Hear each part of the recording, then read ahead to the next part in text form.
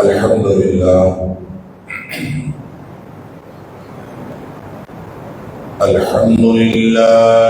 نحمده ونستعينه ونستغفره ونؤمن به ونتوكل عليه ونعوذ بالله من شرور أنفسنا ومن سيئات أعمالنا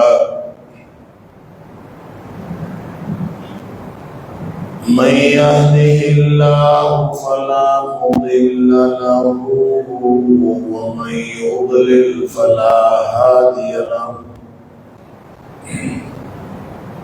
وأشهد أن لا إله إلا الله وحده لا شريك له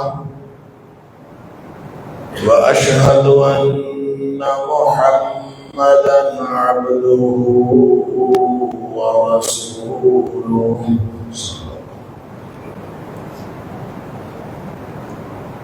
أرسله بالحق بشيرا ونذيرا بين يدي الساعة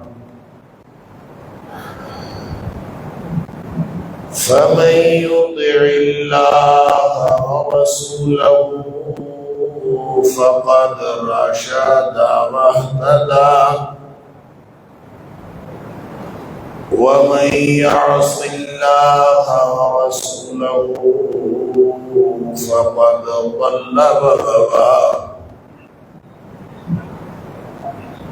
فإنه لا يضر إلا نفسه ولا يضر الله شيئا نسأل الله ربنا أن يجعلنا ممن يطيعه ويطيع رسوله ويتبع رضوانه ويجتنب سخطه فإنما نحن به وله أما بعد فإن خير الحديث كتاب الله وخير الهدي هدي محمد صلى الله عليه وآله وسلم وشر الأمور محدثاتها وكل محدثة بدعة وكل بدعة ضلالة وكل ضلالة في النار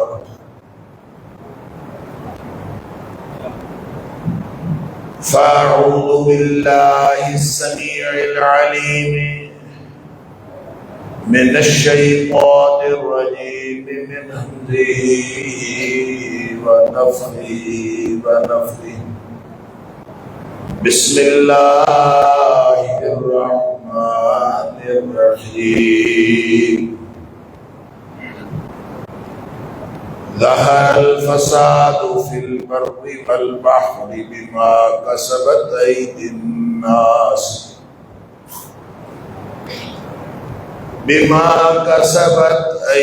الناس ليذيقهم بعض الذي عملوا لعلهم يرجعون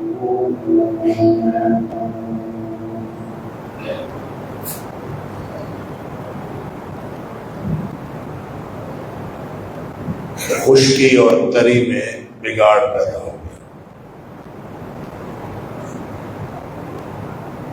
اس وجہ سے کہ لوگوں کے کرتوت ہی ایسے تھے، تاکہ وہ چکھائے ان کو ان کے بعض اعمال کا بدلہ۔ لعلہم یرجعون، ہو سکتا ہے اس طرح یہ لوگ واپس آ جائیں۔ صدق اللہ العظیم۔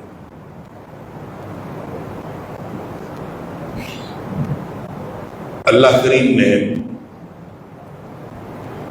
جس امتحان کے لیے ہمیں اس دنیا میں بھیجا ہے اس کی شکلیں بھی بدلتی رہتی ہیں، اس کی نوعیت بھی تبدیل ہوتی رہتی ہے، اور اس کی سنگینی میں بھی بعض اوقات اضافہ یا کمی ہوتی رہتی ہے۔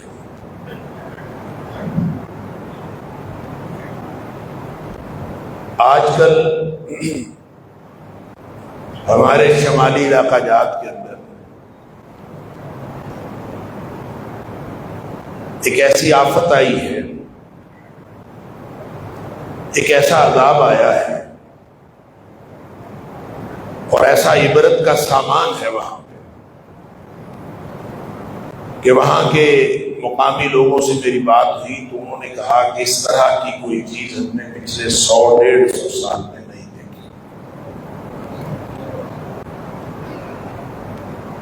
جس جگہوں پہ جن جگہوں پہ پانی آیا وہ کہتے ہیں کبھی ہم نے 100-150 سال میں اس جگہ پہ پانی کا نظر نہیں سنا کہ اس جگہ پہ کبھی پانی آیا۔ باقی جو لینڈ سلائیڈنگ ہوئی ہے، اس طرح پہاڑ ٹوٹ ٹوٹ کر گرے اور جس طرح سے پتھر پانیوں کے ساتھ آئے ہیں، اللہ اکبر، اس کا تو کیا ہی کہنے، وہ تو انپریسیڈنٹڈ ہے ہی۔ جہاں صرف پانی آیا ہے، مقامی لوگوں کا کہنا ہے کہ اس جگہ کبھی ہم نے اپنے باپ دادا سے بھی کبھی نہیں سنا کہ یہاں پانی آیا۔ بڑے بڑے پتھر پانی کے ساتھ آئے ہیں اور پورے بستی کی بستی، گاؤں کے گاؤں اس کو ملی اپیٹ کر کے چلے گئے، صرف چند سیکنڈ کے اندر۔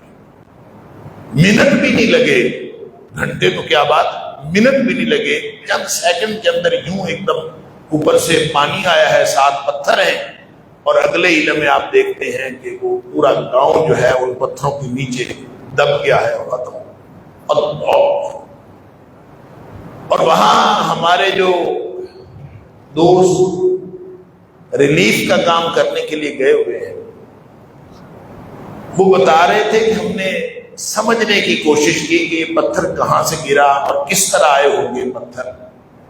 تو جو نیچے پتھر پڑے ہیں، جو جنہوں نے تباہی و بربادی مچائی ہے، وہ پتھر، اور جو اوپر پہاڑ کے اوپر پتھر ہیں جہاں سے امکان ہے کہ یہ آئے ہوں گے، ان دونوں قسم کے پتھروں کی آپس میں کوئی مشابہت نہیں۔ یہ سمجھ میں نہیں آتا کہ یہ پتھر آئے کہاں سے۔ اللہ، تو یہ وہ پہاڑ ہے جس کے لیے اللہ کریم نے قرآن میں فرمایا ہے کہ یہ میخیں گاڑی ہیں اللہ نے زمین میں، یہ تمہاری حفاظت کے لیے، یہ اس طرح میخیں گاڑی ہیں ان تمید بکم، کہ کہیں یہ زمین ہل نہ پڑے، یہ کسی طرف جھک نہ جائے۔ اللہ کریم نے یہ پہاڑ اس لیے گاڑے۔ اب یہ کیا ہو گیا کہ وہ پہاڑ جو ہماری حفاظت کے لیے گاڑے گئے تھے، وہ پہاڑ ٹوٹ ٹوٹ کر ہمارے اوپر گرنا شروع ہوئے۔ اللہ اکبر، ہماری بستیوں کی بستیاں ملیا بیٹ کر رہے ہیں، اور بارش ہے کہ کبھی نام نہیں سنا تھا یہ کلاؤڈ برسٹ کیا چیز ہوتی ہے۔ میں نے تو کبھی نہیں سنا اپنی 60 سالہ زندگی میں، یا بھی پچھلے 2-3 سال سے سن رہے ہیں کلاؤڈ برسٹ بھی کوئی چیز ہوتی ہے۔ وہ کہتے ہیں بادل آتا ہے اور جس طرح بارش ہوتی ہے اسی طرح بارش ہوتی ہے، لیکن چند لمحوں میں اتنی بارش ہوتی ہے جو گھنٹوں اور دنوں میں ہونی چاہیے وہ چند لمحوں میں ہو جاتی ہے۔ گویا پانی جو ہے، بادل جو ہے، وہ چند لمحوں میں، چند منٹوں میں وہ ایک ہی جگہ پہ سارا پانی پھینک کے چلا جاتا ہے۔ اس سے پھر ایک دم سیلابی صورتحال پیدا ہو جاتی ہے۔ ظاہر ہے یہ جہاں کہیں بھی ہو، پہاڑوں میں ہو تو خشکی اور میدانوں میں ہو تو جہاں کہیں بھی ایک دم اتنا پانی آئے گا تو حالات تو خراب ہو، اور جہاں کلاؤڈ برسٹ نہیں بھی ہوتا وہاں بھی بارش ہوتی ہے تو وہ ہم سے سنبھالے نہیں سنبھلتی، چاہے وہ اسلام آباد کا علاقہ ہو، چاہے وہ کراچی کا علاقہ ہو، اتنا کھلا شہر ہے، لیکن وہاں دیکھ لیجئے بارش ہی ہوئی ہے اللہ، اور بڑی بڑی سڑکیں، شارع فیصل جو بڑی سڑک ہے وہاں اس کے اوپر اتنا اتنا پانی تھا کہ چھوٹی گاڑیاں تو وہاں ڈوبی اور بند ہوئی، بڑی بڑی گاڑیاں بھی ڈوبی اور بند ہوئی۔ یہ کیا ہو رہا ہے ہمارے ساتھ؟ کبھی سوچا ہے؟ وہ ساری زمین کی نعمتیں جو اللہ فرماتا ہے کہ تمہارے لیے پیدا، هو الذی خلق لکم ما فی الارض جمیعا، زمین میں جو کچھ ہے یہ ہم نے تمہارے لیے پیدا کیا، پہاڑ ہمارے لیے، بارش ہمارے لیے، دریا ہمارے لیے، یہ زمین ہمارے لیے، یہ سارا کچھ ہمارے لیے ہے، تو یہ ہمارے خلاف کیسے ہو؟ جو ہمارے فائدے کے لیے وہ سب کچھ ہمارے خلاف ہوا پڑا۔ یہ الگ بات ہے کہ پہاڑوں والوں کے اوپر یا شمالی علاقہ جات کے اندر یہ کلاؤڈ برسٹ ہو گئے اور وہ لوگ اس آفت کا نشانہ بن گئے، یہ اللہ کی حکمت ہے، لیکن جو تبصرہ قرآن کرتا وہ صرف شمالی علاقہ جات کے لیے نہیں ہے، قرآن یہ تبصرہ کرتا ہے جس میں ہم بھی شامل ہیں اور سارے لوگ شامل ہیں۔ کون کس وقت کس عذاب میں پکڑا اور جکڑا جاتا ہے، اور کس کو اللہ عذاب میں مبتلا کر کے کس کو عبرت، کس کے لیے سامان عبرت بنانا چاہتے ہیں۔ دیکھیں جو فوت ہو گیا، جو پانی میں ڈوب کر فوت ہو گیا، وہ تو اللہ کے ہاں چلا گیا، اور نبی کریم صلی اللہ علیہ وسلم نے فرمایا مومن اگر پانی میں ڈوب کے مر جائے وہ شہید ہوتا، آگ میں جل کے مر جائے شہید ہوتا، دب کے مر جائے شہید ہوتا۔ تو انہوں نے تو گویا شہادت پا لی اگر ایمان ان کے اندر تھا۔ عبرت تو ہمارے لیے ہے جو ہم زندہ ہیں، بڑے بڑے سامان عبرت اس دور میں اللہ تعالیٰ ہمیں عطا فرما رہا ہے۔ غزہ ہمارے سامنے تباہ و برباد کیا جا رہا ہے، وہاں کے لوگوں کو بھوکوں مارا جا رہا ہے، اور بھوک کے ساتھ ساتھ آسمان سے بارود کی بارش کی جا رہی ہے، اور وہ سارا غزہ، سارے پورے دنیا کے مسلمان 57-58 اسلامی ملک سب دیکھ رہے ہیں اور یہ کچھ ہو رہا ہے۔ وہ بھی ہمارے لیے عبرت اور سامان عبرت ہے، وہ بھی ہمارا امتحان ہے، ان کا امتحان نہیں، اور یہ بھی امتحان جو ہے یہ اصل میں ہمارا امتحان ہے۔ یہ اللہ کی حکمت ہے کہ اللہ کس جگہ اس کو کب ظاہر کر دے۔ نبی اکرم صلی اللہ علیہ وسلم نے فرمایا جب کسی قوم پر عذاب آتا ہے نا، اللہ اکبر، تو اصاب العذاب من کان فیہ، اس میں سب رگڑے جاتے ہیں، نیک بھی رگڑے جاتے ہیں، بد بھی رگڑے جاتے ہیں، بچے بھی، عورتیں بھی، سب۔ جب عذاب آتا ہے تو اصاب العذاب من کان فیہ، پھر عذاب یہ نہیں دیکھتا کہ یہ نیک ہے اس کو بچا لے، یہ بد ہے اس کو رگڑ دے، نہیں، سب اللہ۔ ثم بعثوا علی اعمالہم، ہاں قیامت والے دن جب اٹھیں گے تو ہر ایک اپنے اپنے اعمال کے مطابق اٹھیں گے۔ اگر مومن تھے تو اللہ نے شہادت کی موت عطا فرما دی، پھر جب اٹھیں گے تو سارے کے سارے گناہ معاف ہو چکے ہوں گے صرف اس موت کی وجہ سے۔ یعنی کہیں بشارتیں ہیں، کہیں پکڑ ہے، کہیں عذاب ہے، کہیں عبرت ہے، یہ حکمتیں ساری اللہ جانتا، لیکن یہ ہمارے لیے امتحان ہے۔ اللہ اکبر۔ اور قرآن تبصرہ کرتا ہے کہ ظہر الفساد فی البر والبحر، یہ خشکی اور تری کی ساری نعمتیں، یہ زمین، یہ آسمان، یہ پہاڑ، اللہ، سب ہر ایک چیز میں بگاڑ پیدا ہو گیا۔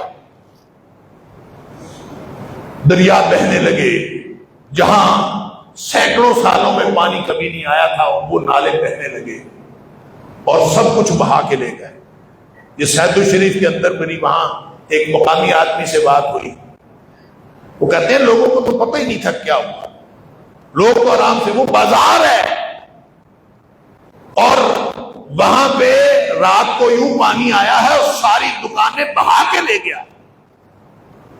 تو کہتے ہیں کہ چونکہ بازار میں رہائش کم لوگوں کی ہوتی ہے، اس لیے جو انسانی جانوں کا جو نقصان ہوا ہے وہ 15-20 لوگ ہوں گے، لیکن جو مالی نقصان ہوا ہے وہ کروڑوں میں نہیں ہے، اربوں میں ہے، کروڑوں میں نہیں، اربوں کا نقصان۔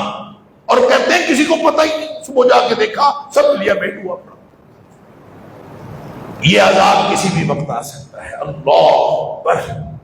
اللہ تعالیٰ سورہ اعراف کے اندر فرماتا ہے کہ لوگ کیا اس بات سے مامون ہو گئے کہ ان کے اوپر عذاب رات کو آئے اور یہ سوئے ہوئے ہوں، یا پھر یہ اس بات سے مامون ہو گئے، بے فکر ہو گئے کہ یہ دن کو اپنے اپنے مشاغل میں مشغول ہو اور ان کے اوپر عذاب آ جائے۔ کچھ بھی تو ہو سکتا ہے، کسی بھی وقت اللہ کا عذاب آ سکتا ہے، اور اللہ کے عذاب سے صرف وہی بے فکرہ ہوتا ہے جس کا ایمان نہیں ہوتا، وگرنہ اللہ کا عذاب تو کسی وقت بھی آ سکتا ہے۔ ہر وقت اللہ سے ڈرتے رہنا چاہیے۔ یہ جو اس وقت جس زمین پہ ہم بیٹھے ہیں، یہ زمین پھٹ نہیں رہی، یہ اللہ کا کرم ہے کہ یہ نہیں پھٹ، ابھی پھٹے اور ہم سب اس کے اندر غرق ہو جائیں گے اللہ کے اختیار میں۔ اللہ چاہے تو یہ چھت ابھی ہمارے اوپر گرے، تو یہ جو چھت گر نہیں رہی، یہ کھڑی ہے، یہ اللہ کا حکم ہے اور اللہ کا کرم ہے، اللہ کی رحمت ہے کہ یہ نہیں۔ اللہ حاضر قیاس، جو کچھ ہمارے اوپر جو عذاب نہیں آ رہا یہ اللہ کی رحمت ہے، ہمیں اس کا احساس بھی ہونا چاہیے اور اللہ کا شکر کرنا چاہیے، اور عذاب سے بے فکر نہیں ہونا چاہیے، اللہ کا شکر کرنا چاہیے۔ یا اللہ تو نے ہمیں چھت عطا فرمائی ہے جو گرتی نہیں ہے، اللہ تو نے زمین ایسی عطا فرمائی ہے جو پھٹتی نہیں ہے، اللہ تو نے ہمیں یہاں رہنا نصیب کیا، اللہ تو نے ہمیں زندگی عطا فرمائی، ہماری سانسیں جو اندر باہر چل رہی ہیں اللہ یہ تو نے عطا فرمائی۔ اللہ کا حکم ہو تو کسی بھی وقت ایک حکم ہی ہونا ہے، اس کو تو کن کہنے کی بھی ضرورت نہیں پڑتی، ایک دم ختم ہو جائے۔ چلتا ہوا نظام جس کو طبی قوانین کہتے ہیں، جو لوگ اللہ کو نہیں مانتے وہ کہتے ہیں یہ ساری کائنات طبی قوانین کے تحت چل رہی، ان سے پوچھیں کہ وہ قانون کدھر گیا؟ اب پہاڑ نے تو رکنا تھا، پہاڑ نے تو زمین کو بچانا تھا، پہاڑ ٹوٹ کے گر گیا، کس طبی قانون کے تحت گرا؟ اللہ بیٹھے تبصرے کرتے ہیں کہ موسمیاتی تبدیلی ہوئی ہے، موسمیاتی تبدیلی کی وجہ سے ہو رہا، لوگوں نے درخت کاٹ لیے ہیں، پہاڑوں کے علاقوں میں سے بہت زیادہ درخت کاٹے گئے ہیں اور مسلسل درخت کاٹنے کا سلسلہ جاری ہے۔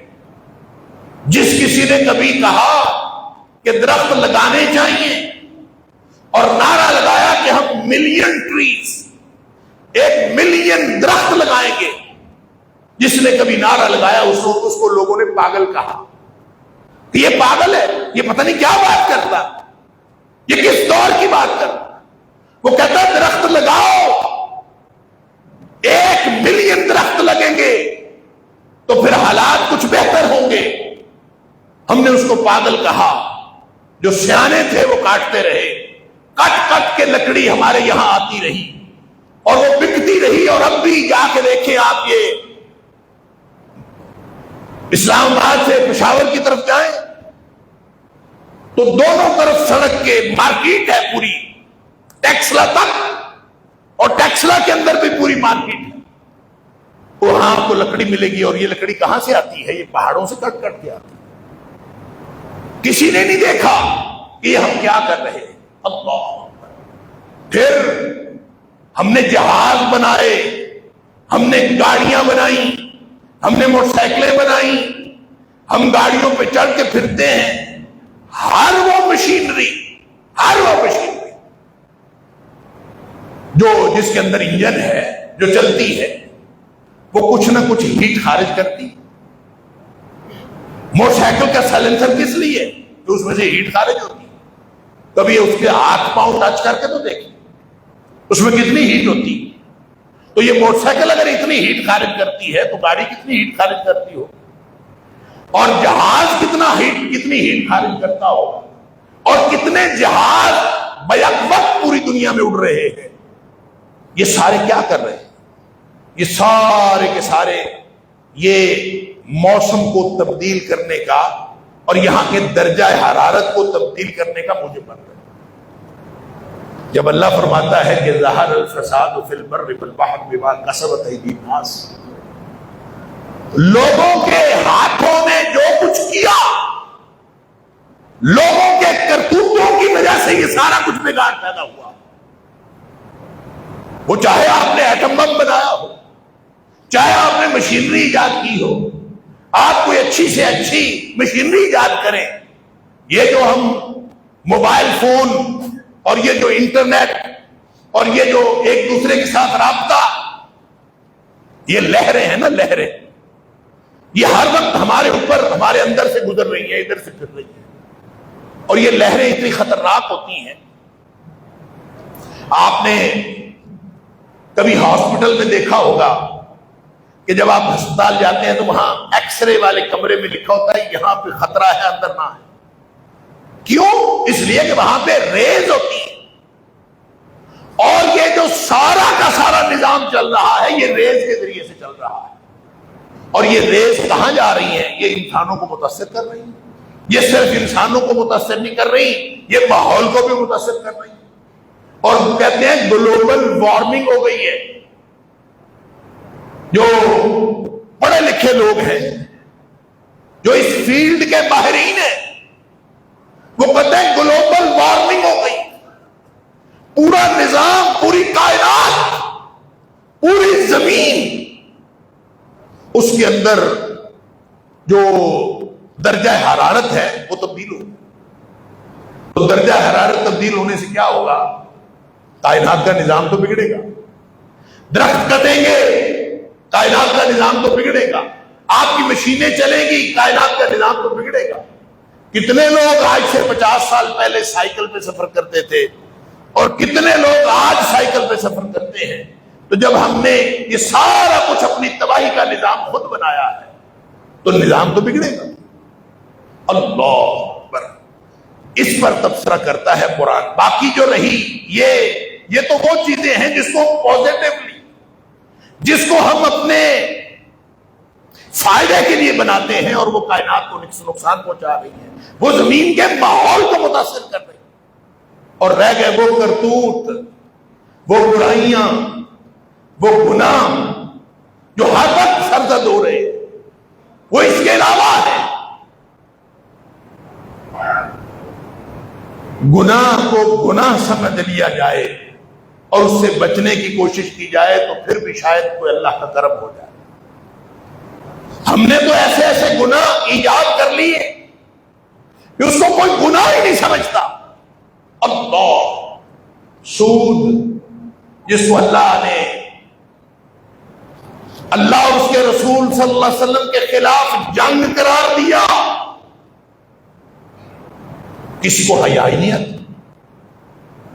نبی کریم صلی اللہ علیہ وسلم نے فرمایا 1 درہم سود کا کھانا, 1 درہم سود کا کھانا 36 مرتبہ زنا کرنے سے بڑا گناہ ہے. انا للہ و انا الیہ راجعون. ہمارے کاروبار سودی چل رہے، ہم نے کبھی نہیں سوچا کہ کیا ہے، یعنی بینک تو کرتے ہی ہیں، ہمارا منڈیوں کا نظام بھی اسی طرح چل رہا، 1 مہینے کے ادھار پہ لینا ہے تو اتنے پیسے، 2 مہینے کے ادھار پہ لینا ہے تو اتنے پیسے، 3 مہینے کے ادھار پہ لینا ہے تو اتنے پیسے. یہ کیا ہے؟ سود نہیں ہے تو اور کیا؟ جیسے جیسے مدت بڑھتی ہے آپ اس کی قیمت بڑھاتے جاتے ہیں، تو یہ سود نہیں تو اور کیا ہے؟ یہ وہ سود ہے جو حرام ہے. اللہ اکبر، اللہ تعالیٰ معاف فرمائے. اور پھر نبی کریم صلی اللہ علیہ وسلم نے فرمایا سود کے 70 درجے، مختلف درجوں کا سود ہے. تو جو سب سے چھوٹے درجے کا سود ہے نا، سب سے آخری درجے کا، وہ اتنا بڑا گناہ ہے جیسے کوئی شخص اپنی ماں کے ساتھ بدکاری کرے. حد ہو، کسی کو کوئی حیا نہیں آتی، لگے ہوئے ہیں اللہ اس کے رسول صلی اللہ علیہ وسلم کے خلاف جنگ کے تو لگی رہی. یہ ہمارے لاہور میں خاص طور پر اور باقی شہروں میں بھی ہو، یہ جو گروی رکھنے کا نظام چلا ہوا پیور حرام ہے، کلیئر کٹ حرام ہے. کسی کو پیسوں کی ضرورت ہوتی ہے وہ اپنا مکان گروی رکھ دیتا، مکان گروی رکھ دیا، اس کا مطلب یہ ہے کہ اب اس نے کرایہ نہیں دینا، جس نے مکان گروی لیا اس نے 10 لاکھ 15 لاکھ روپے دے دیے، وہ 10-15 لاکھ کا سود کھائے گا کرائے کی صورت میں. بھائی گروی کی جو شریعت نے اجازت دی تھی وہ تو صرف اس لیے تھی ایک ضمانت کے طور پر، جیسے آپ کسی کے پاس گھڑی رکھنے میں میری گھڑی رکھ لو مجھے ادھار دے دو. وہ جانتا نہیں تھا، اگر تو جانتا ہو تو قرآن کہتا ہے لکھت پڑھ کر لو اور قرض حسنہ دے دو.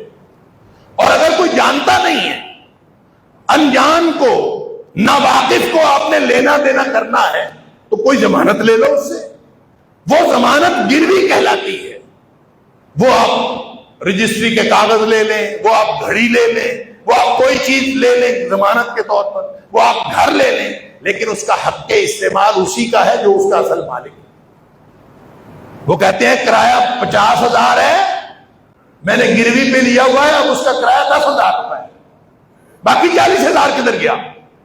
جو باقی 40,000 ہے وہ خالص سود ہے جو حرام ہے، حرام کھا رہے ہیں.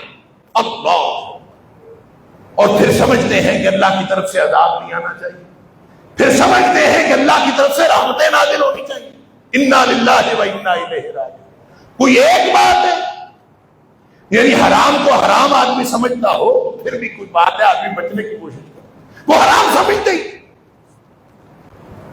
بخاری شریف کی حدیث ہے، نبی کریم صلی اللہ علیہ وسلم نے فرمایا لَيَأْتِيَنَّ عَلَى النَّاسِ زَمَانٌ، لوگوں کے اوپر ایک زمانہ ایسا آئے گا، اللہ اکبر، ما يبال المرء یا لا يبال المرء ما اخذ منه امن الحلال ام من الحرام. آدمی اس بات کی پرواہ ہی نہیں کرے گا کہ جو رزق آ رہا ہے یہ حلال سے آ رہا ہے کہ حرام سے آ رہا ہے.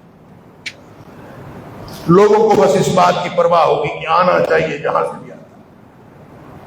جھوٹ بول کے آتا ہے، جھوٹ بول کے آتا ہے، سود سے آتا ہے، سود سے آ جائے، حرام سے آتا ہے، حرام سے آ جائے.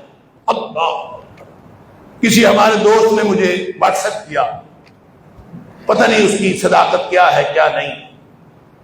وہ کہتا ہے ہمارے پاکستان کے تاجر جب چائنا جاتے ہیں تو چائنا والوں کو کہتے ہیں جا کے کہ فلاں برانڈ کی مور لگا دے اس کے اوپر، جو برانڈ ان کا نہیں کسی اور برانڈ کی، اس کی مور لگا دے، ہمارے یہ نئی چیز بنا دے، اس کے اوپر مور فلاں برانڈ کی لگا دے.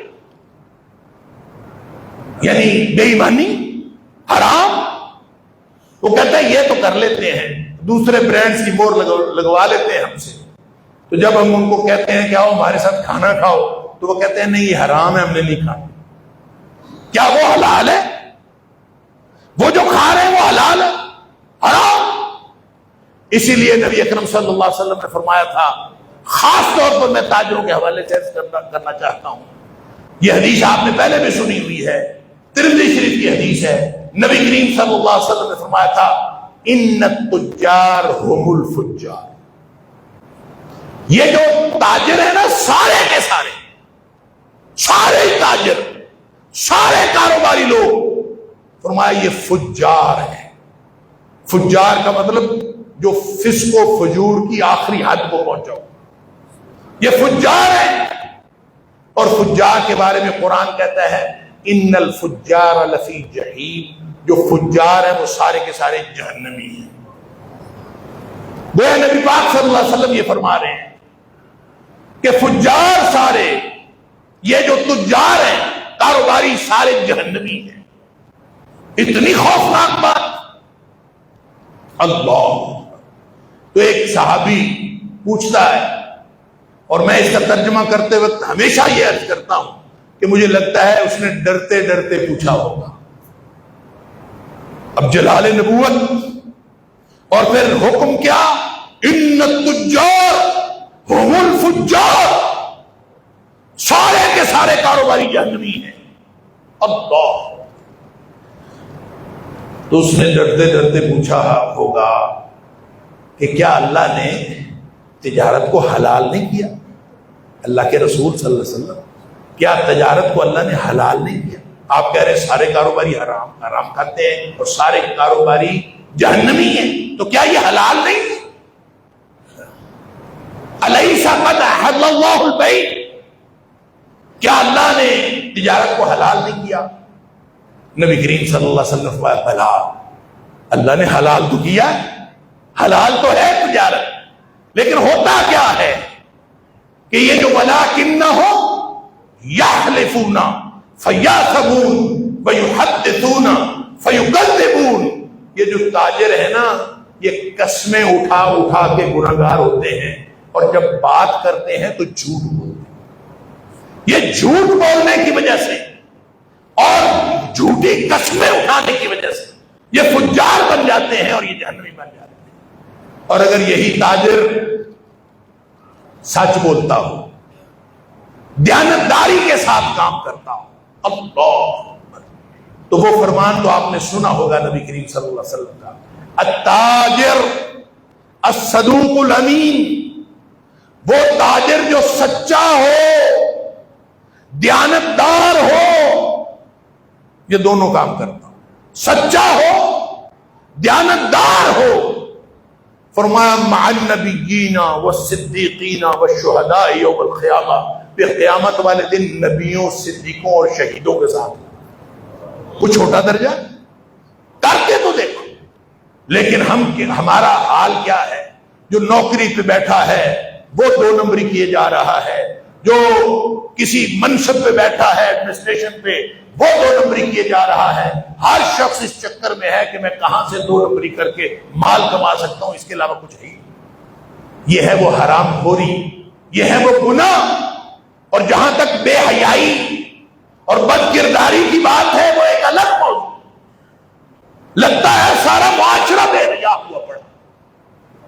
پھر اللہ اگر یہ فرمائے کہ ظہر الفساد فی البر والبحر بما کسبت ایدی الناس، لوگوں کے کرتوتوں کی وجہ سے خشکی اور تری کے اندر بگاڑ پیدا ہو گیا ہے، تو یہ بگاڑ بے سبب نہیں ہے ہمارے کرتوتوں کی وجہ سے۔ پھر اللہ فرماتا ہے لِيُذِيقَهُمْ بَعْدَ الَّذِي عَمِلُوا، یہ اس لیے آیا ہے تاکہ ان کے بعض اعمال کا تھوڑا سا بدلہ چکھایا جائے۔ یعنی یہ عذاب نہیں ہے، یہ تو ذرا سا بدلہ چکھایا ہے اللہ نے۔ پھر اللہ فرماتا ہے لعلہم یرجعون، یہ تھوڑا سا چکھانے سے فائدہ یہ ہوگا کہ شاید یہ واپس آ جائے۔ اللہ سورہ توبہ کے اندر اللہ فرماتا ہے، وہاں اگرچہ ذکر تو منافقین کا ہے، اللہ فرماتا ہے اولا یرون انہم یفتنون فی کل عام مرۃ او مرتین، یہ دیکھتے نہیں کہ ہر سال 1 دفعہ یا 2 دفعہ کسی بڑے فتنے میں پڑتے ہیں، ہر سال کوئی نہ کوئی آفت آتی، ثم لا یتوبون ولا هم یذکرون، اس کے باوجود اپنے کرتوت نہیں چھوڑتے، نہ یہ توبہ کرتے ہیں نہ یہ نصیحت کرتے ہیں۔ انا للہ و انا الیہ، کہیں ہمارے حالات بھی وہی نہ ہوں۔ لہذا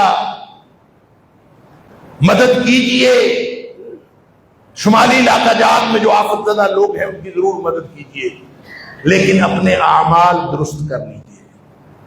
آج ہمیں اللہ نے موقع دیا ہوا ہے، وگرنہ جب اللہ کا عذاب آ گیا نا، وَلَوْ يُؤَاخِذُ اللَّهُ النَّاسَ بِمَا كَسَبُوا، اگر اللہ نے لوگوں کے کرتوتوں کے سبب پکڑ دیا، مَا تَرَكَ عَلَيْهَا مِن دَابَّةٍ، اللہ فرماتا ہے روئے زمین پہ تمہیں کوئی جاندار چلتا ہوا نظر نہ آتا، اتنا بڑا عذاب آتا۔ آج ہم چل پھر رہے ہیں، سانسیں لے رہے ہیں، اللہ کا شکر کریں اور اپنی ساری بدعمالیاں چھوڑ دیں، واپس آ جائیں اس فطرت کی طرف جس فطرت پہ اللہ نے پیدا کیا ہے، واپس آ جائیں دین کی طرف۔ جب ہم اللہ کے دین کی طرف واپس آ جائیں گے، دین کو پہلی ترجیح بنا لیں گے، اللہ اس کے رسول صلی اللہ علیہ وسلم کے احکام کو پہلی ترجیح بنا لیں گے، تو انشاءاللہ ہمارے حالات بھی ٹھیک ہو جائیں گے، ہمارے ارد گرد کی کائنات بھی درست ہو جائے گی، یہ خشکی اور طریقہ بگاڑ بھی درست ہو جائے گا۔ اللہ تعالیٰ مجھے اور آپ کو اس بات کی توفیق عطا فرمائے۔ وآخر دعوانا